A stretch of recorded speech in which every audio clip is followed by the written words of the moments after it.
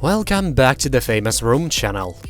It's been 4 years since Josh Duggar's sex scandals nearly brought down his family's media empire.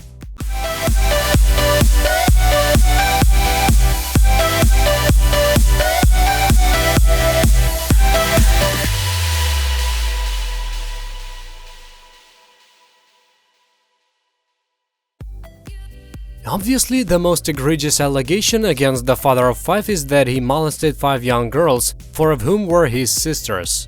In the years since, those appalling charges, for which Duggar avoided criminal prosecution with the help of his parents, have overshadowed the many Josh scandals that followed.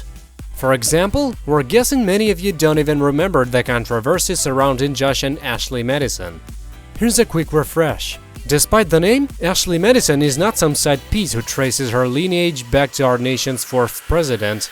It's a subscription-based, affair-facilitating website for married people who need a little help with their infidelity. Back in 2015, the site was hacked and some very sensitive consumer data was made public. We learned a lot that week, but 2 things really stuck with us. First, a whole lot of dudes are paying good money to a website that promises to locate top-notch area mistresses. And second, one of those dudes was Josh Duggar. At the time, the details of Josh's Ashley Madison profile made it clear that he was not the conservative family man TLC had made him out to be.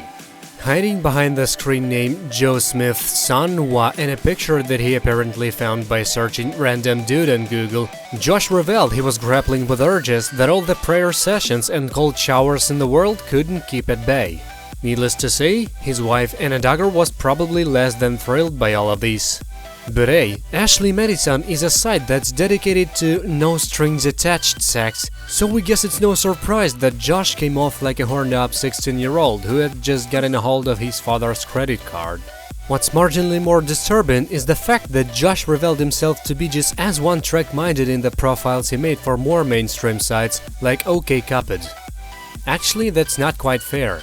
Josh clearly has 2 things on his mind: extramarital sex and being the absolute worst kind of douchebag. Clearly desperate to convey both of these interests to potential cheating partners, Josh really took his time with this site's Q&A session. As you can see, he wants sex with a stranger and he wants it tonight. He is also one of those guys who thinks if he talks like some discount Hugh Hefner and talks about discovering your body, you won't realize that he's basically a walking frustrated erection. We really wish we were joking. Yes, as you can see, Josh is not only prone to nauseating seduction speak, he also thinks there are situations under which women are obligated to have sex with him.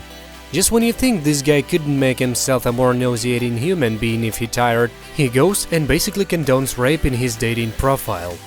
Speaking of things the big man upstairs JC probably wouldn't look too kindly on, it seems there are a few things Josh actually hates more than not having sex with women who aren't his wife, namely gay and/or poor people. First came this flat-out hate speech. Mighty tall horse for a guy who's forever making a new case for himself as worst human currently drawing breath, wouldn't you say? What exactly is Josh afraid of? Children of gay people might grow up to be bigoted aspiring rapists. Did he just out Jim Bob? But what about poor people? Doesn't the Bible specifically say that Jesus holds them in higher esteem than the rich? Well, not surprisingly, Josh kinda skipped over those passages. Really, this guy stopped just short of proclaiming that Hitler had some good ideas, and OG is clearly innocent in his efforts to reveal himself as the absolute worst. But hey, if it's any consolation, Josh says that despite his best efforts, he never managed to get laid through any of these sites, and for once, we believe him.